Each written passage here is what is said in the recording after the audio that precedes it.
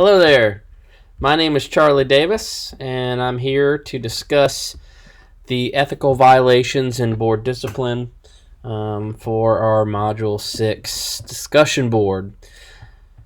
So I went onto the Virginia Board of Counseling's website, and I tried to answer the question of what are the most common reasons for a board to discipline a counselor.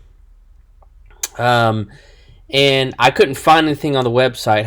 However, I do know from the material that some of the most common reasons are impairment, whether that's burnout, compassion fatigue, or even a term called secondhand depression, as coined by Steve Hunter in 2016. Again, because there was only one case in the last 90 days in the state of Virginia or Commonwealth of Virginia regarding a violation. And so it was hard for me to determine what the common themes are. I can only assume that there was some sort of impairment with the young lady that I'm about to go into detail about. Basically, the case violation in Virginia, it revolved around an adult mental health counselor who did in-home mental health counseling.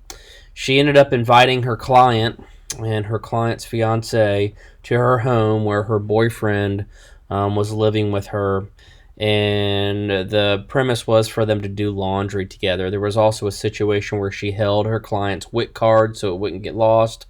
And then there was an issue of where they were divulging, or she was divulging, confidential information. And the way that Virginia looked at it, when you look at the case notes of it, there was a violation of statute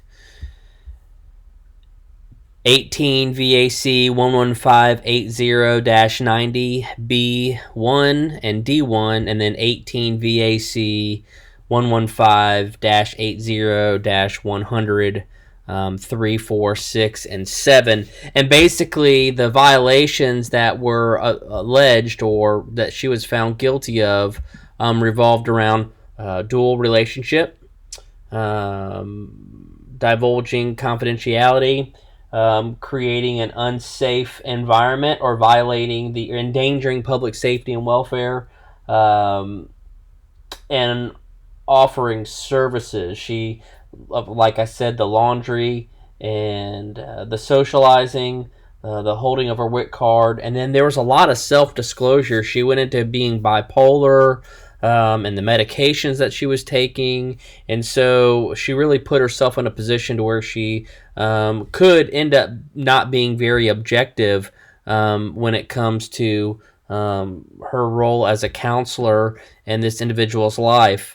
When you look at the Code of Ethics for the American Counseling Association, C2G, it deals with impairment of counselors, and it basically says that counselors are supposed to monitor themselves for signs of impairment from their own physical, mental, and emotional problems, and refrain from offering services when impaired, and they are to seek assistance for that, so that way they can continue and offer services. The outcome of this particular case that I mentioned is the individual ended up surrendering their license to the state of Virginia, so it's counted as a suspension.